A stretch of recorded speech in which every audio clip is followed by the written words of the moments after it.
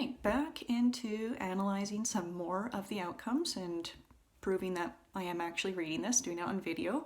So taking on another outcome today, we're going to look at grade 2 social studies. And one of the outcomes, or just even one bullet in one of the specific outcomes, is Charlemagne as Holy Roman Emperor from 800 CE. So right away I know the kids will be asking me what CE. I'm going to have to give a quick lesson on that. But even trying to explain it might be a little fruitless because, as you can see in our former curricula, students in grade 2 are supposed to compare and order numbers up to 100. So the concept of time before 100 years ago is going to be very difficult for them. So I know that's going to be a challenge to even get them to understand what time period this is taking place in. And it also says that, in the grade 2 curriculum in math, it says relate numbers of days to a week and the numbers of months to a year in a problem-solving context. Still won't be able to do any problem solving with the number 800 because it's too big of a number for them to learn at this time. Going on to the actual name Charlemagne, we'll probably have to sound that out because in grade 2 in the former curriculum, students are asked to identify some common words, which are called sight words, from their favorite books, and they should be words that are quite familiar to them and very obvious. So I've pulled up one of the resources teachers usually use, and here are the normal sight words that are used in a classroom in grade 2. So as you can see, many of them are monosyllabic, or you might be able to break it down into 2 syllables. So we're definitely going to have to clap that out or something and break it down phonetically because contrary to what many people might be thinking or saying about the old curriculum, in grade 2 you did apply phonics rules.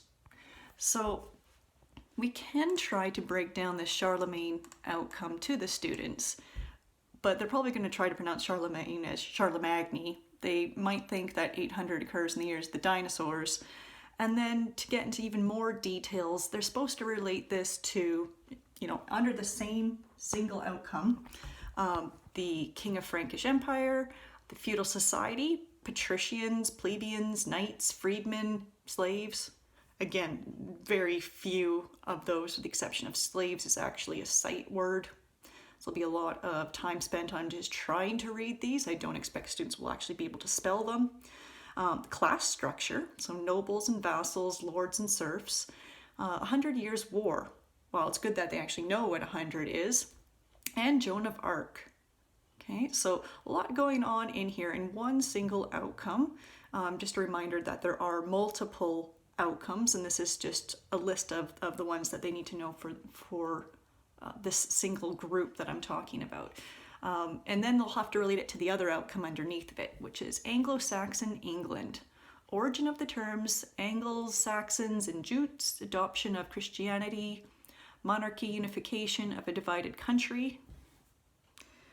Okay, so already they're going to be, I have to teach them what Christianity is, what a monarchy is. Underneath we've got Alfred the Great and English traditions. Robin Hood, that could be exciting. They might not understand much of this, but it's a good story. In the Norman Conquest, the Doomsday Book from the first census, and the origins of common law.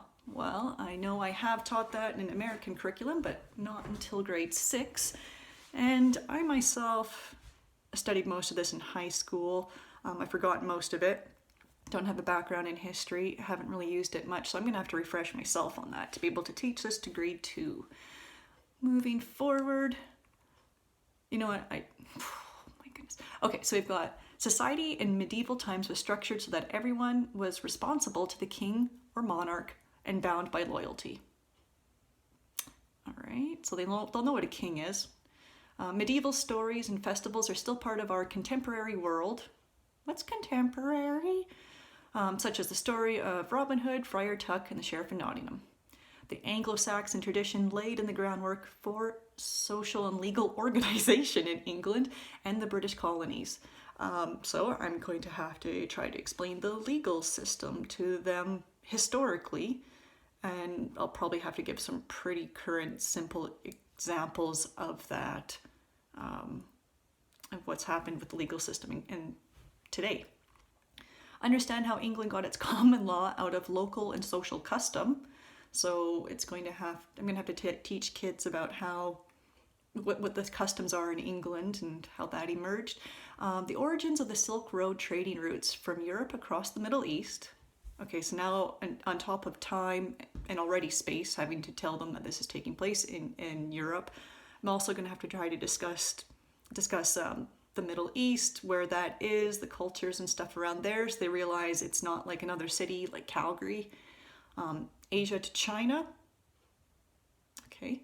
The connections between cultures and religions, Christian, Muslim, and Buddhist, across the area between Europe and China, movement of people, goods, and ideas. Okay, so now I'm going to give them a crash course also in Islam and Buddhism.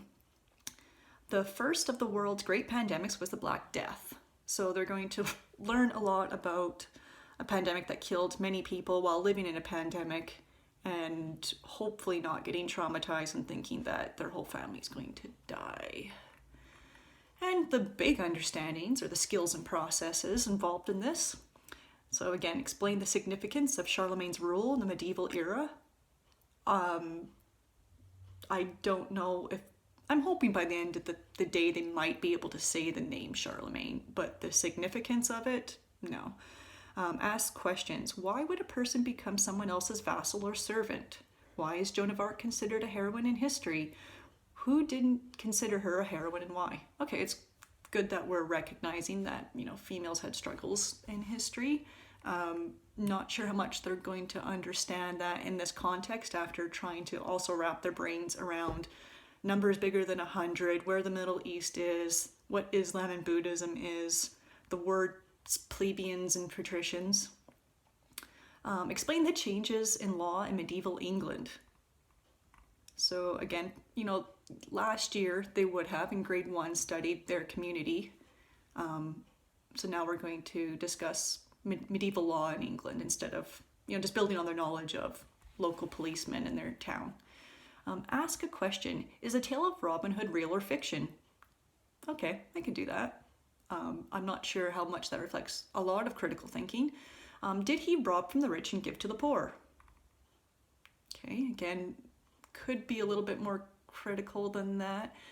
Tell the story of Marco Polo's journey to the Orient and back and what he discovered in the Far East.